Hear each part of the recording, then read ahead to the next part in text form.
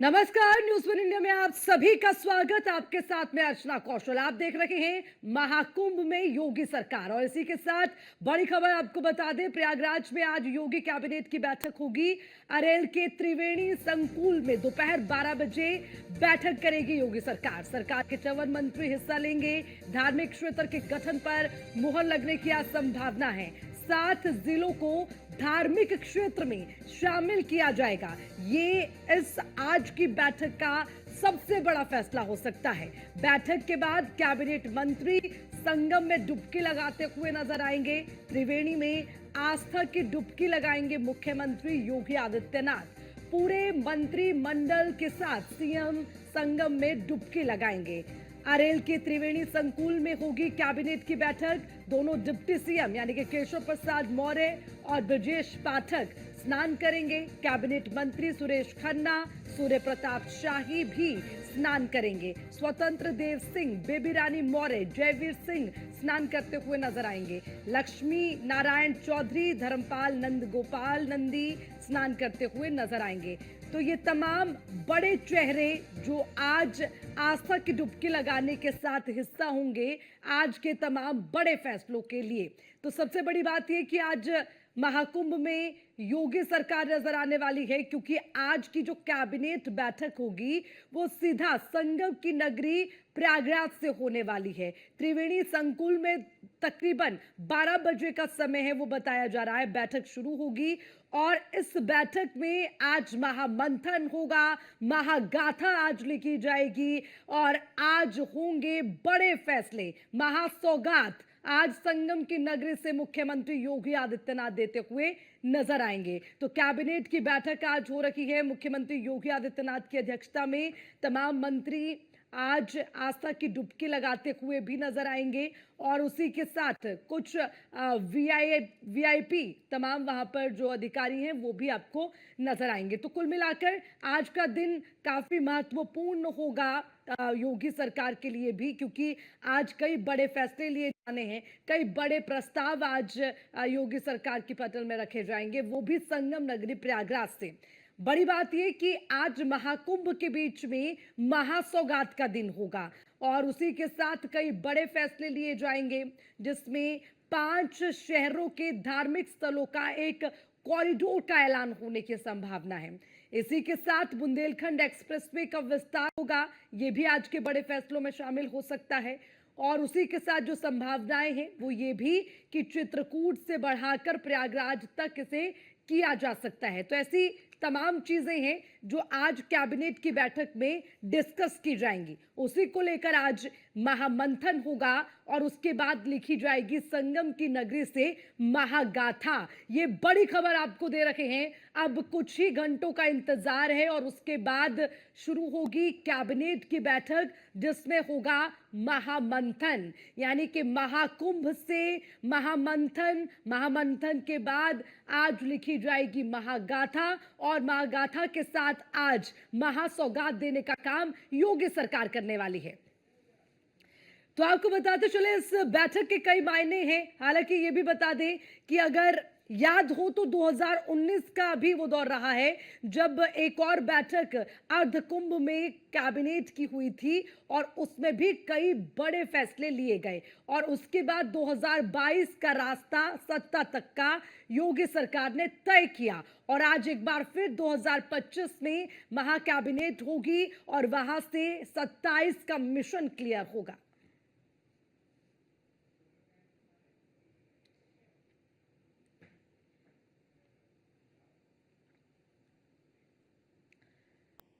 तो आज महाकुंभ से महागाथा लिखी जानी है और लगातार न्यूज वन इंडिया की टीम ग्राउंड पर है, संगम की नगरी में है। सीधा उनसे जानेंगे क्या है आज का हाल। एसके वाजपेयी त्रिवेणी संकुल से मेरे साथ जुड़ गए हैं और उसी के साथ ग्राउंड की बात करें तो अतुल शर्मा महाकुंभ क्षेत्र से हमारे साथ हैं, राजेश अरेल घाट से हमारे साथ है, पवन पटेल अखाड़ा क्षेत्र से हमारे साथ जुड़ गए। सबसे पहले एसके वाजपेयी का रुख करूंगे। एसके वाजपेयी, आप जिस जगह पर है यानी कि त्रिवेणी संकुल, आज वहीं पर बैठक होनी है, वहीं से महामंथन की शुरुआत होगी, महागाथा लिखी जाएगी, महासौगात दी जाएगी। क्या तैयारियां? बिल्कुल निश्चित तौर पर, क्योंकि अगर हम देखें तो यहाँ जिस तरीके से व्यवस्थाएं की गई हैं, कहीं ना कहीं ये व्यवस्थाएं बिल्कुल उस तरीके से हैं जैसे कि लखनऊ में विधानसभा है और लखनऊ में सर्किट हाउस है, और उसी कुछ तरीके से कि कैबिनेट बैठक भी यहाँ होगी। हम एक नजारा अपने कैमरा पर्सन से कहेंगे कि आपको दिखाएं यहाँ पर जो वो कॉटेज बनाए गए हैं। इन कॉटेजेस में भी उत्तर प्रदेश के जो मंत्री हैं वो सभी यहाँ पर रुके हुए हैं, और कहीं ना कहीं ये जो कॉटेजेस हैं, इन कॉटेजेस में ही रात्रि विश्राम मंत्रियों ने किया है। चूंकि कल देर रात ही लगभग सभी मंत्री जो उत्तर प्रदेश सरकार के हैं वो यहां पहुंच चुके थे, और उसके बाद से कहीं ना कहीं लगातार जो मंत्री हैं वो यहां पर मौजूद हैं, और इसके जरिए से कहीं ना कहीं एक मैसेज भी देने की कोशिश लगातार मंत्रियों की तरफ से भी की गई है, क्योंकि सरकार जिस तरीके से सनातन को लेकर चीजें कर रही है, कहीं ना कहीं एक बड़ा मैसेज इसके जरिए से देने की कोशिश सरकार की तरफ से है। हालांकि अब से थोड़ी देर बाद यहां पर कैबिनेट की बैठक होगी। कैबिनेट बैठक के बाद प्रेस ब्रीफिंग है, दोपहर 1:30 बजे का समय। यहां से थोड़ी दूर पर ही प्रेस कॉन्फ्रेंस के लिए जगह निर्धारित की गई है, जहां पर प्रेस कॉन्फ्रेंस होगी, और उस प्रेस कॉन्फ्रेंस में जानकारी दी जाएगी कि कौन कौन से ऐसे फैसले हैं जो कि इस कैबिनेट बैठक में, जो कि संगम नगरी प्रयागराज में हो रही है, इसमें लिए गए हैं। तो इन विषयों को लेकर कहीं ना कहीं चर्चा होगी, और कहीं ना कहीं इस चर्चा के जरिए ये बताने की कोशिश होगी कि सरकार कितना डिवोटेड है खासतौर पर सनातन के लिए। सनातन को किस तरीके से आगे बढ़ाया जाए, कैसे उनसे जुड़े हुए जो स्थल हैं, चाहे वो रामनगरी अयोध्या हो या उसके अलावा कृष्ण की नगरी मथुरा हो, या अगर हम बात करें संगम नगरी प्रयागराज की, तो यहां पर भी किस तरीके से चीजें आगे बढ़ाई जाएं, उन बहुत सारे विषयों को लेकर कहीं ना कहीं इस कैबिनेट बैठक में चीजें होती हुई दिखाई देंगी। आप देखेंगे कि लगातार जो उत्तर प्रदेश सरकार के जो मंत्री हैं वो यहां पर कहीं ना कहीं कल रात से ही पहुंच चुके हैं, और कल रात से यहां पहुंचने के बाद लगातार कहीं ना कहीं इसके बाद में लगातार तमाम तस्वीरों के साथ जानकारी भी आपसे लेते रहेंगे, लेकिन बाकी तमाम सहयोगी भी हमारे साथ जुड़े हैं, उनसे एक कमेंट लेते हैं। राजेश शाह परेल घाट पर है, और ये वो जगह है जहां पर आज ये देखा जाएगा कि तमाम जो मंत्री हैं वो आस्था की डुबकी लगाते हुए भी नजर आएंगे। सबसे पहले क्या पहली तस्वीर आज सुबह सुबह वहां नजर आ रही है? बिल्कुल अर्चना, चूंकि अभी एसके ने बताया, चूंकि मेरे ठीक पीछे उस तरफ सर्किट हाउस है जहां पे एसके वाजपेयी ने वहां की तैयारियों का जायजा आपको दिखाया कि कैसे वहां पे मंत्रियों के आने का सिलसिला शुरू हो चुका है। कुछ मंत्री रात को पहुंच गए, कुछ अभी पहुंच रहे हैं, और हम उस जगह पे है जहां पे कैबिनेट की बैठक के बाद मंत्री जो है वो संगम में स्नान करेंगे अरहल घाट पे। यहाँ पे आस्था की डुबकी लगाते हुए वो तमाम कैबिनेट मंत्री मुख्यमंत्री के साथ नजर आएंगे जो यहाँ पे मौजूद रहेंगे। तो आज की बैठक इस लिहाज से भी महत्वपूर्ण है, चूंकि देखिए 22 तारीख का एक कनेक्शन है। 22 तारीख को ही पिछले साल अयोध्या में प्राण प्रतिष्ठा हुई थी, और आज भी 22 तारीख है जब महाकुंभ, जो धार्मिक आयोजन है दुनिया का सबसे बड़ा, वहां पे भी जो कैबिनेट की बैठक है वो होने जा रही है। और सबसे बड़ी बात यह है कि धार्मिक हब, यानी जो पर्यटन हब है धार्मिक लिहाज से, उस पे सरकार का काफी फोकस है कि उसे कैसे बढ़ावा दिया जाए। चाहे वो अयोध्या की बात हो, चाहे वो काशी की बात हो, चाहे मथुरा की बात हो, अरब प्रयागराज, वाराणसी और इसके आसपास के एक क्षेत्र को जोड़ के एक तीर्थ क्षेत्र जो है वो बनाने की कवायद तेज हो रही है, ताकि एक पर्यटन हब जो है वो बनाया जा सके, और इकोनॉमी के लिहाज से भी, अर्थव्यवस्था के लिहाज से भी वो चीजें उत्तर प्रदेश के लिए बेहतर हो सके। तो आज की कैबिनेट पे नजर है। अब से कुछ देर में चूंकि कैबिनेट की जो बैठक है वो शुरू होगी, तैयारियां पूरी है, सुरक्षा के पुख्ता इंतजाम है, मंत्रियों के आने का सिलसिला शुरू हो चुका है, प्रशासन भी अलर्ट है, घाट पे भी पूरी तरह से व्यवस्था चाक चौबंद है, साफ सफाई का विशेष ध्यान रखा गया है, और बैठक के बाद तमाम कैबिनेट मंत्री यहां पे आस्था की डुबकी लगाते हुए नजर आएंगे। बिल्कुल, और सभी को उसका इंतजार है। अतुल शर्मा महाकुंभ क्षेत्र से हमारे साथ है। अतुल, आज इसी महाकुंभ में योगी सरकार पहुंचने वाली है, जरा बताइए किस तरह की तैयारियां हैं व्यवस्था के लिहाज से, और जो मूवमेंट आज रहेगी उसको लेकर क्या तैयारी? देखिए, सुरक्षा को लेकर के यहाँ पर जो व्यवस्था की गई है, भारी पुलिस फोर्स की तैनाती के साथ साथ एटीएस के कमांडो तैनात किए गए हैं, सुरक्षा कर्मी यहाँ पर तैनात किए गए हैं, खुफिया तंत्र को मजबूत किया गया है, और यहाँ पर भारी तादाद में खुफिया तंत्र तैनात किया गया है। जिस तरह से कैबिनेट की बैठक आज प्रयागराज में होने जा रही है, सभी मंत्रियों के साथ मुख्यमंत्री यहाँ पर बैठक करते हुए नजर आएंगे, और उसी के साथ साथ अगर बात की जाए तो 1 बजे प्रेस कॉन्फ्रेंस की जाएगी। उसके बाद कहा जा सकता है कई अहम प्रस्ताव है जिनके बारे में जिक्र किया जा सकता है, और उसी उसी के साथ साथ अगर बात की जाए तो आज का दिन बेहद खास रहने वाला है। प्रयागराज के साथ साथ अगर बात की जाए तो बुंदेलखंड एक्सप्रेस वे का जिस तरह से विस्तार की यहाँ पर सूचनाएं सामने आ रही हैं, उसी के साथ साथ कॉरिडोर की अगर बात की जाए तो कॉरिडोर यहाँ पर बनाने की जो कवायद है वो तेज हो सकती है। और लगातार अगर बात की जाए अयोध्या से लेकर के प्रयागराज तक की अगर बात की जाए तो यहाँ पर कई अहम मुद्दों पर चर्चा होगी और कई प्रस्ताव पास हो सकते हैं। सुरक्षा के लिहाज से अगर देखा जाए तो कैबिनेट बैठक से पहले यहाँ पर सुरक्षा व्यवस्था के लिए विशेष तैयारियां की गई हैं। साथ साथ अगर बात की जाए आईटीबीपी और सीआरपीएफ के जवानों को यहाँ पर सुरक्षा में खास तौर पर तैनात किया जाएगा, उन कमांडोज को तैनात किया जाएगा जो सुरक्षा का जिम्मेदारी अपने कंधों पर उठाएंगे। सभी रोडों को डाइवर्जन किया गया है, जिसके चलते जो मंत्री हैं, जो बीबीआईपी हैं, उनके लिए यहाँ पर ट्रांसपोर्टेशन में दिक्कत ना हो। आम व्यक्तियों के लिए अगर बात की जाए, आम श्रद्धालुओं के लिए अगर बात की जाए, उनके लिए रोड डाइवर्ट करके सिंगल वे तैयार किए गए हैं। कई ऐसे पुल हैं जिनको यहाँ पर बंद किया गया है, जिन पर 4 पहिया वाहन को बंद किया। ठीक है, आप पवन हमारे साथ है। पवन, आपसे भी जानना चाहेंगे, देखिए अखाड़ा क्षेत्र में आप हैं और जरूरी है समझना कि महाकुंभ क्षेत्र की हर वो जगह जहां पर तैयारियों की सुरक्षा व्यवस्था की जरूरत है, आपके पास क्या पहला अपडेट है आज की सुरक्षा व्यवस्था और तैयारियों को लेकर? अर्चना, देखिए प्रयागराज में बीते 13 जनवरी को विश्व के सबसे बड़े धार्मिक मेले की शुरुआत हो गई है और आज 22 जनवरी का दिन पूरे उत्तर प्रदेश के लिए और खास तौर से प्रयागराज के लिए एक विशेष महत्व रख रहा है, क्योंकि बीते वर्ष ठीक है पवन, माफी के साथ आपको रोकना चाहूंगी, वापस आऊंगे। एसके वाजपेयी का सीधा रुख कर लेते हैं, शायद उनके साथ वहां पर कुछ लोग मौजूद हैं, बातचीत करेंगे। एसके वाजपेयी, बिल्कुल निश्चित तौर पर हमारे साथ हैं उत्तर प्रदेश के खाद्य प्रसंस्करण और कृषि विदेश व्यापार मंत्री दिनेश प्रताप सिंह। मंत्री जी, आज बड़ा दिन है। 22 तारीख को पिछली बार भगवान रामलला के मंदिर का लोकार्पण हुआ और आज की तारीख में यहाँ कैबिनेट होने जा रही है। विश्व का सबसे बड़ा आयोजन किस तरीके से देख रहे हैं? निस्संदेह हम सबके लिए गौरव और गरिमा पूर्ण क्षण है। हम लोग आह्लादित हैं कि एक साथ माननीय मुख्यमंत्री जी के साथ सारे मंत्रीगण गंगा स्नान करेंगे, तीर्थराज प्रयाग में स्नान करके और उत्तर प्रदेश वासियों के लिए निर्णय लेंगे। तो जो निर्णय गंगा के तट पर करने का अवसर, तीर्थराज प्रयाग में करने का अवसर भगवान देता है, निसंदेह जिस पर प्रसन्न होता है प्रभु तब ऐसे अवसर देता है। तो निसंदेह हम लोग खुशनसीब हैं कि आज हम लोग ये अवसर पा रहे हैं। उत्तर प्रदेश के सुशील मुख्यमंत्री जी के साथ हम लोग तीर्थराज प्रयाग में डुबकी लगाएंगे, करेंगे कि हमारे उत्तर प्रदेश के माननीय मुख्यमंत्री जी को, देश के प्रधानमंत्री जी को माई इतनी शक्ति दे कि वो देश की आशा के अनुरूप दुनिया में भारत का सम्मान बढ़ा सकें, एक विकसित राष्ट्र के रूप में देश और उत्तर प्रदेश को बनाने में उनको भगवान शक्ति दे। कहा जा रहा है कि ये जो कैबिनेट होगी इसमें धार्मिक क्षेत्रों से जुड़े हुए और खासतौर पर अगर हम चित्रकूट की बात करें, जिसमें बुंदेलखंड एक्सप्रेसवे को आगे बढ़ाया जाना है, कई जिलों में मेडिकल कॉलेजेस दिए जाने, तो ये महत्वपूर्ण फैसले आज कैबिनेट में हो सकते हैं। हाँ, निसंदेह हम लोग उम्मीद करते हैं कि करोड़ों करोड़ सनातन धर्मावलंबियों की आस्था का ये महापर्व है और इस महापर्व में जो निर्णय लिए जाएंगे वो आस्था, विकास, सम्मान को लेकर के लिए जाएंगे।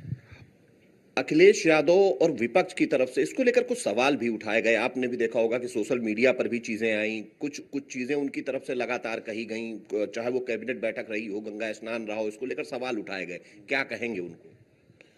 अब श्रीमान अखिलेश यादव जी क्या कहते हैं वो जाने। उत्तर प्रदेश की सरकार उत्तर प्रदेश वासियों की आशा के अनुरूप सेवा कर रही है और उत्तर प्रदेश वासी खुश हैं हमारी सरकार की सेवाओं से, सरकार के निर्णयों से, सरकार के परिश्रम से। मुझे अखिलेश यादव जी की कोई परवाह नहीं है कि वो क्या कहते हैं, लेकिन दुख इस बात का जरूर है कि जो एक विपक्ष के कर्तव्य होते हैं उनका निर्वहन उत्तर प्रदेश अथवा देश में विपक्ष नहीं कर रहा है। अगर वो भारतीय जनता पार्टी की सरकार की नीतियों में कहीं कोई खामी पाएं तो उनका धर्म बनता है कि हमारा मार्गदर्शन भी करें, हमको क्रिटिसाइज भी करें, लेकिन जनता के हित में करें, व्यक्तिगत हित में नहीं। उनका तो काम खाली उन व्यक्तिगत हित में चर्चा करते हैं जिससे वो मीडिया में आ जाएं, देश में उनकी चर्चा हो, सस्ती लोकप्रियता पाने के लिए ही ऐसे मुद्दे उठाए जाते हैं, ना कि उत्तर प्रदेश वासियों के हित में। आप रायबरेली से हैं और कहा जा रहा है कि रायबरेली सांसद और साथ ही साथ प्रियंका गांधी भी यहाँ आ सकती हैं और स्नान कर सकती हैं। देखिए, ये तो उन 45 करोड़ लोगों की ताकत है जो इस तीर्थराज प्रयाग में एकत्र हो रहे हैं।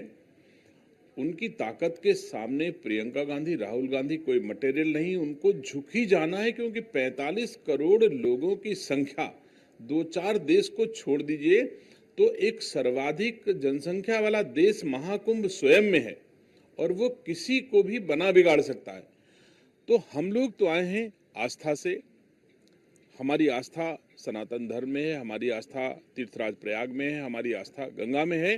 तो हम इस पावन तट पर आस्था के साथ देशवासियों प्रदेशवासियों की सेवा के लिए आए हैं। और प्रियंका गांधी और राहुल गांधी अगर आ रहे हैं तो राजनीति से प्रेरित होकर आ रहे हैं, क्योंकि उनके मन में भाव नहीं है, उनके मन में सनातन धर्म के उससे उनके अंदर भाव नहीं है। तो इसके कारण मैं कह सकता हूं कि आ सकते हैं वो सिर्फ राजनीति से प्रेरित होकर के, और बाकी हम लोग अपना निष्ठा से उत्तर प्रदेश के कल्याण के लिए निर्णय लेने के लिए आए हैं और आस्था से उत्तर प्रदेश वासियों के लिए कामना करेंगे कि भगवान तीर्थराज प्रयाग, माँ गंगा हम लोगों को शक्ति दे कि मैं उत्तर प्रदेश वासियों की बेहतर सेवा कर पाऊं। धन्यवाद। ये हैं उत्तर प्रदेश सरकार के मंत्री दिनेश प्रताप सिंह, जो बता रहे हैं कि सनातन से प्रेरित होकर और आस्था के लिए यहाँ पर आए हैं। और जहां तक राहुल गांधी का सवाल है, उनके साथ ऐसा कुछ भी नहीं है और कहीं न कहीं वो चीजें स्पष्ट तौर पर कहीं न कहीं दिखाई भी दे रही हैं। और उत्तर प्रदेश के वन एवं पर्यावरण मंत्री भी यहाँ पर हैं, उनसे भी हम जानने की कोशिश करेंगे। मंत्री जी, आज के दिन को किस तरीके से देख रहे हैं? बड़ा दिन, 22 तारीख पिछली बार भगवान रामलला की प्राण प्रतिष्ठा, और आज जिस तरीके से यहाँ तस्वीरें हैं, क्या देख पा रहे हैं? देखिए, यहाँ पे बहुत अच्छा माहौल है। सबसे बड़ी बात यह है, ये आस्था का संगम है। दूर दूर से लोग चले आ रहे हैं और यहाँ आके है,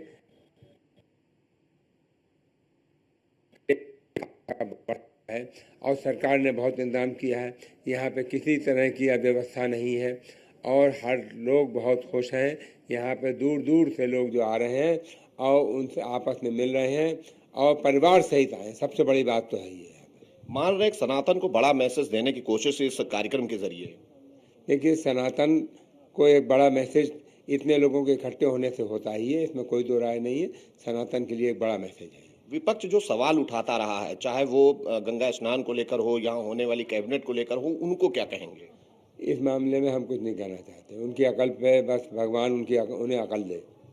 बिल्कुल, ये है उत्तर प्रदेश सरकार के वन एवं पर्यावरण मंत्री, जो कह रहे हैं कि भगवान उनको अक्ल दे और उनके ऊपर वो कोई टिप्पणी नहीं करना चाहते हैं। हालांकि जब इतने लोग इकट्ठे होते हैं तो सनातन को लेकर चीजें होती ही हैं और सीधे तौर पर सनातन का एक बड़ा मैसेज जरूर इससे जा रहा है, ऐसा कहना है उत्तर प्रदेश के वन एवं पर्यावरण मंत्री अरुण कुमार सक्सेना का। इसकी वजह में इसमें एक और चीज, जैसे आपने बातचीत की है, तो कुल मिलाकर ये समझ सकते हैं कि अपने एजेंडे पर पूरा फोकस है। विपक्ष क्या कहता है इससे बिल्कुल वो कोई मतलब नहीं रखते हैं क्योंकि उन्हें ये लगता है कि शायद सबसे जो महत्वपूर्ण चीज है वो है सरकार की प्राथमिकता में जो चीजें हैं वो फोकस्ड रहें। तो मुझे ये लगता है कि विपक्ष को इस वक्त उतना तवज्जो नहीं दे रही है सरकार, क्योंकि शायद उनके दावों में या उनकी ओर से लगाए जा रहे आरोपों में दम नहीं।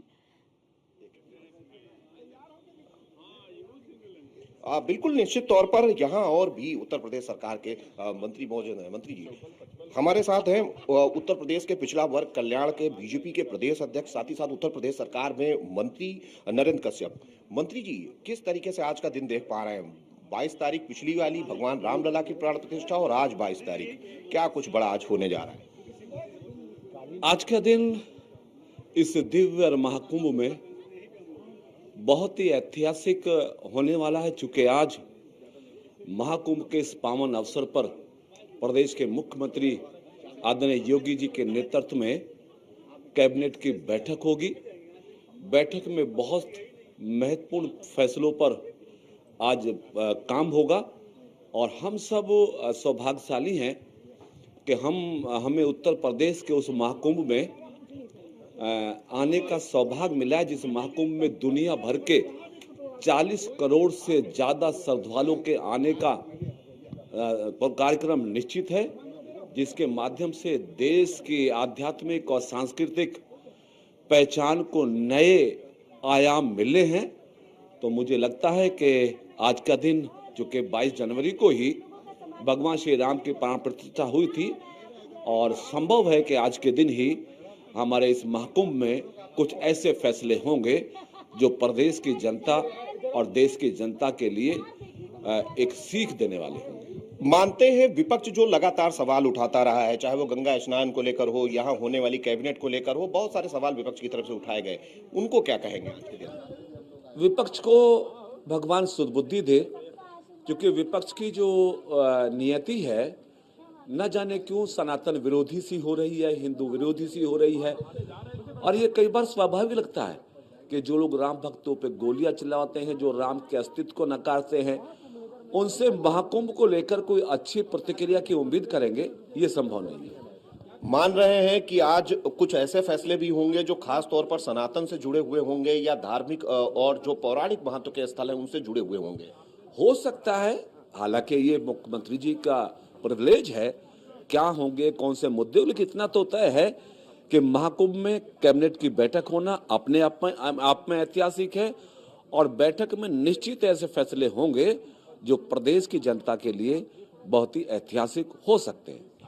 बिल्कुल, ये हैं उत्तर प्रदेश सरकार के मंत्री नरेंद्र कश्यप, जो बता रहे हैं कि बहुत सारे फैसले हैं जो हो सकते हैं, और फैसले वही होंगे जो जनता के हितों से जुड़े हुए होंगे, और निश्चित तौर पर इन फैसलों के जरिए सरकार एक बड़ा मैसेज देगी। उनका कहना है कि जहां तक विपक्ष का सवाल है, जो लगातार कहीं न कहीं इस तरीके के आयोजन को लेकर सवाल उठा रहा है, भगवान उनको सद्बुद्धि दें। इस तरीके की बातें भारतीय जनता पार्टी के जो मंत्री हैं, अलग अलग मंत्रियों से हमने बात की, और वो मंत्री लगभग सभी एक तरीके की बातें कहते हुए नजर आ रहे हैं कि ये जो चीजें हैं कहीं न कहीं ये सनातन से जुड़ी हुई हैं, आस्था से जुड़ी हुई हैं। हालांकि जो कैबिनेट के फैसले हैं वो मुख्यमंत्री योगी आदित्यनाथ का विशेषाधिकार हैं। वो किन किन चीजों के जो प्रस्ताव हैं वो आज की बैठक में लाते हैं, उसके बाद उनको आज कैबिनेट अपनी मंजूरी देती है। जी ठीक है, इसके बाद भी आप बने रहिए लगातार, क्योंकि हलचल आपके वहां पर हम देख पा रहे हैं कि तमाम मंत्री हैं वो भी बाहर निकले हैं और उनसे आप मुलाकात करें, वापस लौटेंगे जैसे कोई आपके साथ जुड़ेगा। लेकिन पवन, आपसे मैं अपडेट लेना चाह रही थी कि क्या कुछ तैयारियां हैं, क्या जानकारी इस वक्त आपके पास?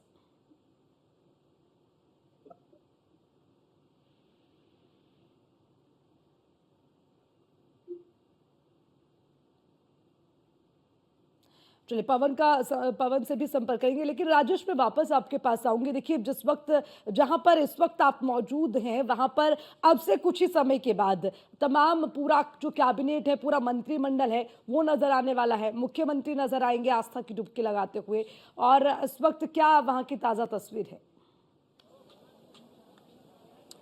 बिल्कुल अर्चना, देखिए इस चीज को लेके ना हम चूंकि कल से लोगों से भी बात कर रहे हैं, तो लोग भी बड़े उत्साहित हैं कि राजेश, रोकूंगे आपको, वापस आएंगे एक बार फिर से एसके वाजपेयी का रुख कर। दिन भी खास है। देखिए, मैं आपको सीधा सीधा कहूँ, आज ये जो महाकुंभ का पर्व है बहुत ही ऐतिहासिक पर्व, और ये पल है कि हम लोगों को माननीय मुख्यमंत्री जी के नेतृत्व में यहाँ पर कुंभ में स्नान करने के और उसके बाद कैबिनेट बैठक में भी हिस्सा लेने का आज बहुत ही महत्वपूर्ण निर्णय माननीय मुख्यमंत्री जी के नेतृत्व में, जिसमें प्रदेश की, देश की तरक्की के लिए एक बहुत बड़ा होने वाला, जिससे कि हमारा प्रदेश का एक बहुत बड़ी विकास की तरफ हो, तरक्की की तरफ हो, और देश की भी तरक्की के लिए आज बहुत सारे निर्णय ऐसे होंगे जो कि बहुत ऐतिहासिक होंगे। उन्हीं के साथ आज माँ गंगा के बीच में हम लोग स्नान करेंगे, डुबकी लगाएंगे और अपना आस्था मानेंगे। देखिए, इतना बड़ा पल और इतना ऐतिहासिक पल, और जहाँ तक उसका सवाल है विपक्ष का, देखिए विपक्ष को ये विपक्ष वाला आईना उतार लेना चाहिए। देखिए, ये कुंभ का मेला है, आस्था का मेला है, धार्मिक मेला है, ये तो सैकड़ों सदियों से चला आ रहा है आस्था का। इसमें विपक्ष को भी खुद आके शामिल होकर इसमें स्नान करना चाहिए, और ये उसके जो कमियां ना हो उसको कमियां निकालने का जो काम कर रहे हैं। तो अखिलेश यादव भी रहे, लेकिन वो कह रहे हैं कि हम स्नान नहीं करेंगे, स्नान हमने हरिद्वार में कर लिया है।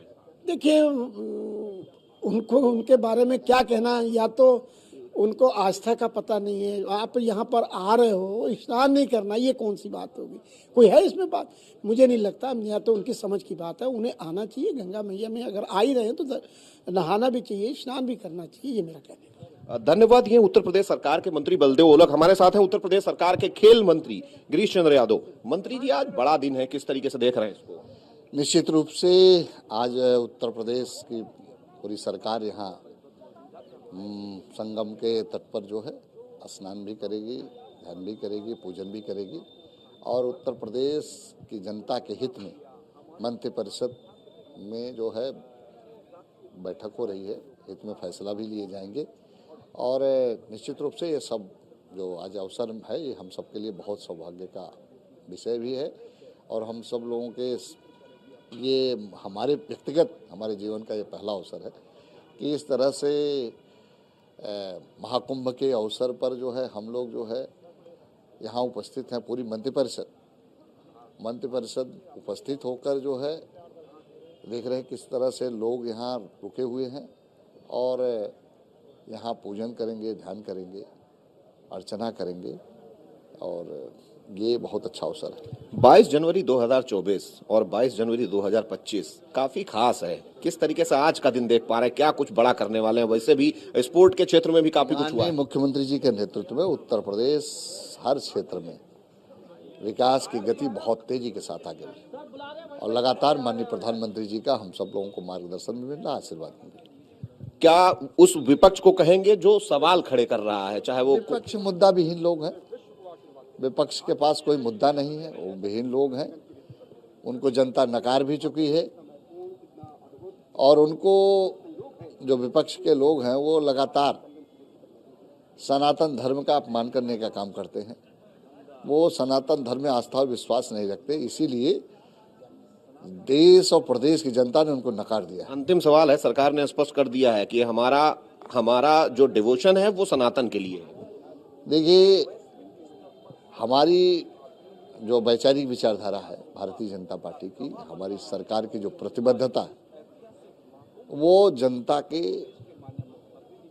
उत्तर प्रदेश के 25 करोड़ की भलाई का संकल्प है, उनके जीवन के बदलाव का संकल्प है, उनको समाज में बराबरी पर लाने का संकल्प है और वो हम लगातार कर रहे हैं। पीडीए कह रहे हैं तो ये पीडीए खत्म कर रहे हैं। का नारा खोखला है, वो तो उनका जो पीडीए का नारा अखिलेश यादव का है वो परिवार डेवलपमेंट एसोसिएशन सैफई खानदान है, न कि पीडीए है, वो पिछड़ा दलित नहीं है। वो कह रहे हैं हम आएंगे लेकिन नहाएंगे नहीं, हमने हरिद्वार में नहा लिया। वो कुछ भी कर सकते हैं, उनकी पुरानी आदत है सनातन धर्म का अपमान करना, सनातन धर्म के बारे में तरह तरह की टिप्पणी करना और नहाने का उनको साहस भी नहीं।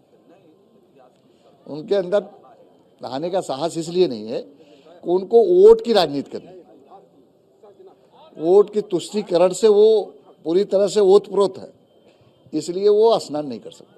बिल्कुल, ये है उत्तर प्रदेश सरकार के खेल मंत्री गिरीश चंद्र यादव जो बता रहे हैं कि वो केवल राजनीति कर सकते हैं, इस तरीके की बातें उठा सकते हैं लेकिन नहा नहीं सकते क्योंकि उनको राजनीति।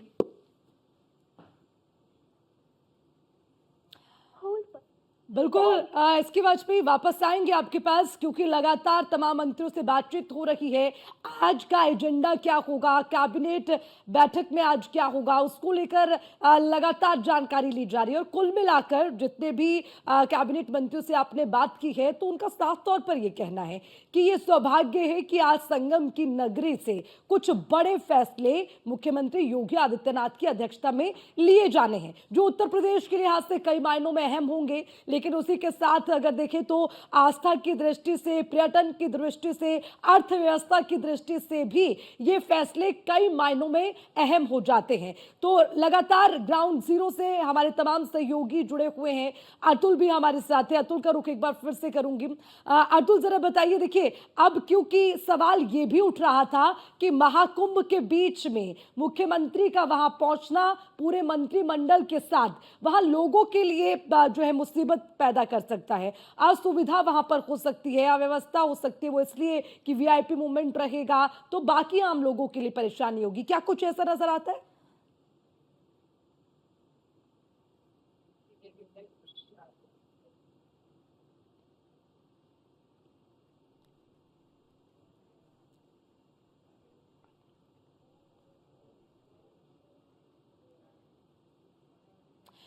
चलिए दोबारा सबसे संपर्क करेंगे, लेकिन लगातार आपको बता दें आज का दिन काफी महत्वपूर्ण है क्योंकि महाकुंभ में होगी योगी सरकार और उसी के साथ आज महागाथा लिखने की पूरी तैयारी योगी सरकार, योगी कैबिनेट ने कर ली है। आज महामंथन होगा, महामंथन के बाद महासौगात देते हुए मुख्यमंत्री योगी आदित्यनाथ अपने पूरे मंत्रिमंडल के साथ नजर आएंगे। कई बड़े फैसलों को लेकर आज विचार होगा। 12 बजे जो है बैठक शुरू हो जाएगी और उसके बाद कई बड़े मुद्दों को लेकर चर्चा होगी और कई ऐसे प्रस्ताव हैं जो पटल पर रखे जाएंगे। तो आज मुख्यमंत्री अपने मंत्रिमंडल के साथ उसी को लेकर चर्चा करेंगे।